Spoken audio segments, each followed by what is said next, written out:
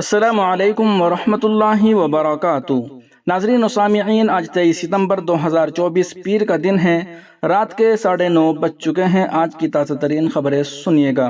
اس video کے اندر آگے ہم آپ کو مفتی طارق مسعود صاحب کے بارے میں اپڈیٹ بھی دینے جا رہے ہیں، اس لیے ویڈیو کو مکمل دیکھیں اور اپنے تمام دوست و احباب کے پاس اس ویڈیو کو شیئر فرمائیں اور اس چینل کو سبسکرائب ضرور کر لیجیے گا۔ چلیے پہلی رپورٹ کی جانب بڑھتے ہیں۔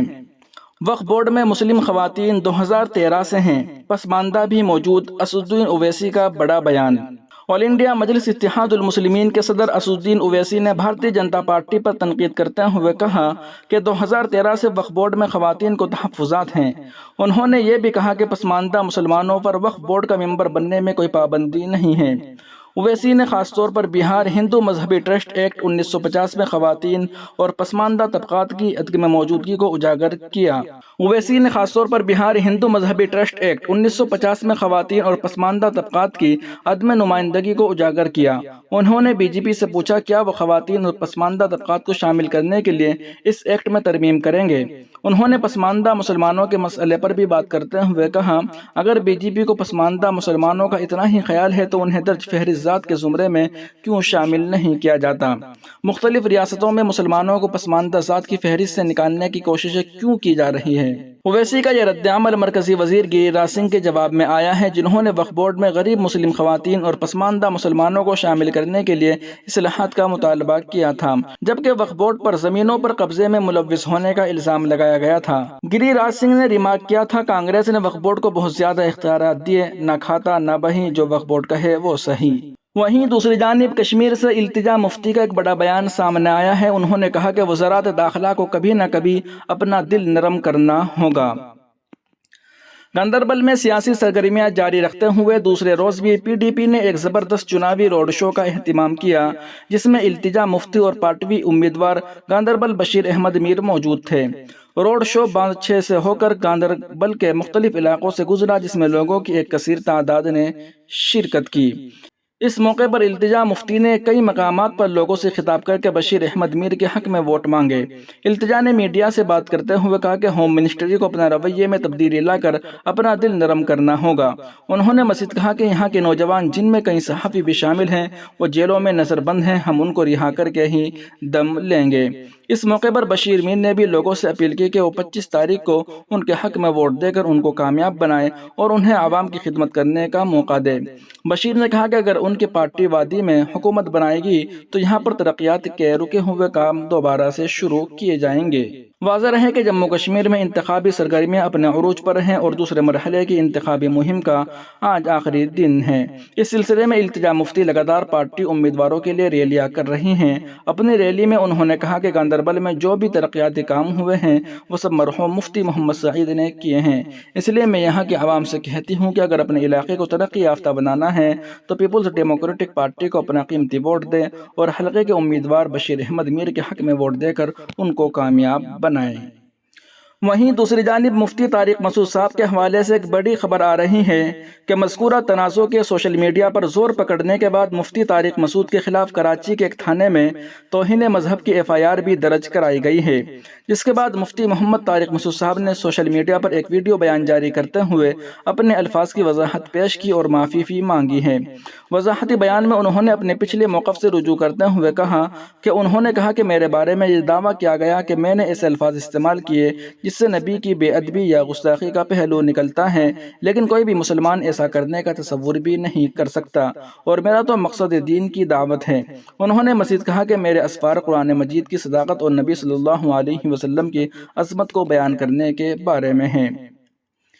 مفتی طارق مسعود صاحب نے خاص کر اس بیان کا ذکر کرتے ہوئے کہا کہ جو لوگ وہاں موجود تھے وہ اس بات کے گواہ ہیں کہ میرا بیان قرآن کی صداقت اور نبی صلی اللہ علیہ وسلم کی حقانیت کو بیان کرنے کے لیے تھا، لیکن میرے ہی بعض اکابر کو کچھ تحفظات ہیں کہ اس عنوان پر بیان کرتے ہوئے مجھ سے الفاظ کی بے احتیاطی ہوئی ہے۔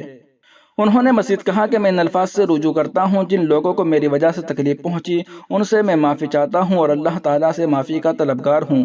ساتھ ہی انہوں نے قرآن کی آیت کا حوالہ دے کر اس بات پر زور دیا کہ اگر کسی سے غلطی ہو جائے تو اسے معاف کر دیا جائے۔ मुफ्ती तारिक मसूद साहब का बयान वायरल होते ही सोशल मीडिया पर तहलका मच गया। सारिफीन का कहना है कि मौलाना ने अपने बयान में जो बातें कही हैं उसमें तनक़ीस हुज़ूर सल्लल्लाहु अलैहि वसल्लम और तनक़ीस सहाबा दोनों शामिल हैं, जिस पर हुकूमत की जानिब से कानून के तहत मुकदमा दर्ज करके कार्रवाई होनी चाहिए। वीडियो पर रद्द अमल देते हुए एक जानिब जहाँ उलमाए किराम का कहना है कि अवामुन्नास में इस किस्म की गुफ्तगू करना बिल्कुल फजूल बात है, आप लोगों को नमाज पढ़ना सिखाए या वज़ू करना सिखाए, जहाँ एक जानिब लोगों को नमाज पढ़ना नहीं आती, कलमे के माने और मफहूम नहीं पता, वहाँ आप उन्हें कुरान पाक की ग्रामर सिखा रहे हैं। कुछ होश के नाखुन ले। सोशल मीडिया पर एक से ज़ायद शादियों से मुताल्लिक बयानात की वजह से वायरल रहने वाले पाकिस्तान के मारूफ आलिम दीन मुफ्ती तारिक मसूद एक मशहूर मजहबी शख्सियत हैं, ताहम उनका हालिया बयान अवाम में शदीद गुस्से का बाइस बन गया। सोशल मीडिया पर मुफ्ती तारिक मसूद साहब का एक बयान वायरल हो रहा है जिसमें उन्हें अपने खिताब के दौरान ऐसी बातें कहते सुना गया जिनसे तौहीन इस्लाम, तौहीन सहाबा और तौहीन पैगम्बर का पहलू निकलता है।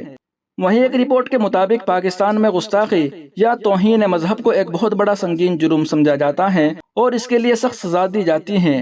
पाकिस्तान तासीरात की दफ़ा C-295 के तहत खास तौर पर आखिरी रसूल हज़रत मोहम्मद सल्लल्लाहु अलैहि वसल्लम की तौहीन करने पर मौत की सज़ा या उम्र कैद हो सकती है। इसके अलावा मजहबी कुतुब या इबादतगाहों के खिलाफ बेअदबी ज़ाहिर करने पर भारी जुर्माना या कैद की सज़ा दी जा सकती है। मुफ्ती तारिक मसूद साहब के खिलाफ पाकिस्तान में तौहीन रिसालत के जुर्म में मुकदमा दायर हो चुका है। वहीं दूसरी जानिब अमित शाह ने एक बड़ा वादा किया है कि ईद और मुहर्रम पर 2 मुफ्त गैस सिलेंडर। कश्मीर में किसी पत्थरबाज और दहशतगर्द को रिहा न करने का अज़्म, वज़ीर दाखिला का फारूक अब्दुल्ला राहुल गांधी पर निशाना। जम्मू कश्मीर में वज़ीर दाखिला अमित शाह ने इतवार के रोज़ अपोजिशन लीडरों खासतौर पर NC के सरबराह फारूक अब्दुल्ला और कांग्रेस रहनुमा राहुल गांधी पर निशाना लगाते हुए कहा कि जम्मू कश्मीर में किसी पत्थरबाज या दहशतगर्द को जेल से नहीं छोड़ा जाएगा और जब तक दहशतगर्दी का सफाया नहीं हो जाता पाकिस्तान के साथ कोई बातचीत नहीं होगी। क़ब्ल ऐसी गुज़िश्ता रोज़ मरकज़ी वज़ीर दाखिला और BJP लीडर अमित शाह ने जम्मू कश्मीर की आवाम से वादा किया कि BJP इक़्तिदार में आने पर ईद और मुहर्रम के मौके पर 2 मुफ्त गैस सिलेंडर दिए जाएंगे। अमित शाह हफ्ते को जम्मू पहुंचे। इस दौरान एक रैली से खिताब करते हुए उन्होंने यह ऐलान किया। मुंडेर में एक इंतखाबी जलसे आम से खिताब करते हुए मरकज़ी वज़ीर दाखिला अमित शाह ने कहा कि अब्दुल्ला मुफ्ती और नेहरू गांधी खानदान ने 90 की दहाई से जम्मू कश्मीर में दहशतगर्दी फैला रखी है। दूसरी तरफ वज़ीर आज़म नरेंद्र मोदी की क़ियादत में BJP हुकूमत जम्मू व कश्मीर से दहशतगर्दी को ख़त्म करने यहाँ के नौजवानों को पत्थर के बजाय लैपटॉप दिए हैं। दरअसल नौशहरा में जम्मू कश्मीर BJP यूनिट के सदर रविंदर रैना की हिमायत में एक इंतखाबी रैली में तकरीर करते हुए अमित शाह ने कहा कि वो जम्मू कश्मीर के नौजवानों से बात करना चाहेंगे जिन्हें उन्होंने शेर कहा। मरकजी वज़ीर दाखिला ने कहा कि वो NC कांग्रेस इत्तेहाद पथराव करने वालों और दहशतगर्दों को रिहा करना चाहते हैं। फारूक अब्दुल्ला जम्मू की पहाड़ियों में दहशतगर्दी के हया की बात कर रहे हैं, लेकिन मैं उन्हें बताना चाहता हूं कि यह मोदी हुकूमत है और हम दहशतगर्दी को ज़मीन के नीचे दफन कर देंगे। उन्होंने कहा कि किसी दहशतगर्द या पत्थरबाज को नहीं छोड़ा जाएगा। अमित शाह ने कहा कि NC और कांग्रेस पाकिस्तान के साथ बातचीत के लिए बैटिंग कर रहे हैं। मैं फारूक अब्दुल्ला और राहुल गांधी को बताना चाहता हूं कि दहशतगर्दी के खात्मे तक पाकिस्तान के साथ कोई बातचीत नहीं होगी। नाज़रीन और सामिईन, इन रिपोर्टों को आप सुन और देख रहे हैं महासन इस्लाम यूट्यूब चैनल पर। तमाम ताज़ा तरीन अपडेट हासिल करने के लिए भी वीडियो के नीचे सब्सक्राइब वाले ऑप्शन पर क्लिक करके इस चैनल को सब्सक्राइब ज़रूर कर लीजिएगा।